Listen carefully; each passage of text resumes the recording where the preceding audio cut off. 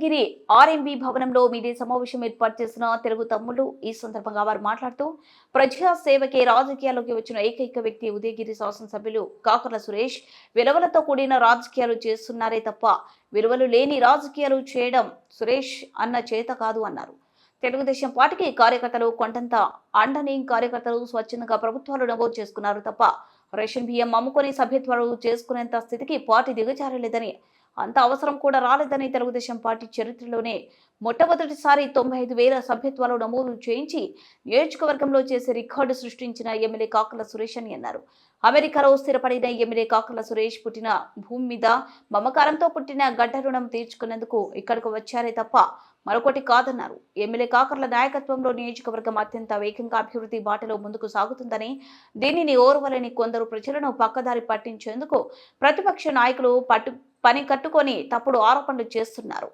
వచ్చిన మీడియా మిత్రులందరికీ నా యొక్క ధన్యవాదాలు తెలుసుకుంటున్నాను. ఈ మధ్య మా శాసనసభ్యులైన కాకర్ల సురేష్ అన్న గారి మీద అనేక ఆరోపణలు జరుగుతూ ఉన్నాయి. వీటి మీద మేము మా టీడీపీ కార్యకర్తలు కావచ్చు, నాయకులు కావచ్చు, అందరూ దీన్ని గట్టిగా ఖండించాలని ఈరోజు ప్రెస్ మీట్ పెట్టడం జరిగింది. అగ్రిగోల్డ్ కానీ, జామాయిల్ కానీ, ఈ రైస్ బియ్యం అమ్మి సభ్యత్వాలు చేయడం అన్నది ఇది కరెక్ట్ కాదండి.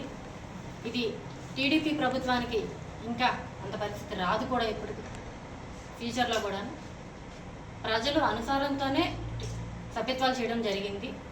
వాళ్ళ ఇష్టానికే 100 రూపాయలు కట్టించి వాళ్ళే మాకు ఇన్సూరెన్స్ చేయండి అని చెప్పని వాళ్ళు మన దగ్గరికి వస్తేనే చేశాము. వైసీపీ వాళ్ళు కూడా వచ్చి సభ్యత్వం చేయండి అని చెప్పని చేస్తేనే మేము చేశాము. అంతే తప్ప ఎమ్మెల్యే గారికి అటువంటి దురుద్దేశం లేదు, రాదు కూడాను. ఆయన లగ్జరీ లైఫ్ ఎప్పుడో చూశారు.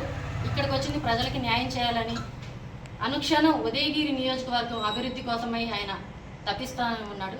8 మండలాల్లో రోజుకొక న్యూస్ బయటకు వస్తూ ఉంది. ఇట్లాంటివన్నీ చేసే వాళ్ళకి గట్టిగా ఖండిస్తున్నాం మేము.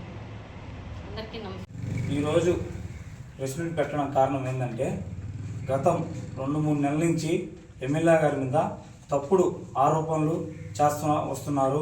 ప్రతి ఒక్కటి చిన్నది కార్యకర్త, పెద్ద కార్యకర్త అందరూ కూడా కలుపుకొని పనిచేపిస్తున్నాడు సురేష్ అన్న.